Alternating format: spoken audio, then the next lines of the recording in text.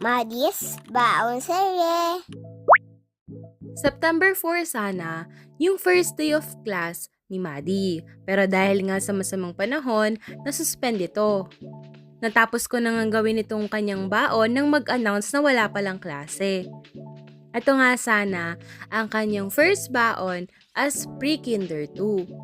At dahil nasuspend nga, kinain niya na lang ito as breakfast. So dito nga sa video, gumawa ako ng hotdog bread roll. Nag-flatten lang ako ng bread, nilagyan ko lang ng hotdog, niroll ko lang sa egg and sa breadcrumbs. Nasa sa inyo kung gusto ninyong i-double coat. Nag-prepare lang ako ng ilang piraso para na din nga sana sa pangbaon niya at pang breakfast ng daddy niya. Pagkatapos ko nga itong ma-coating, ay ready to fry na. Napakadali lang nito gawin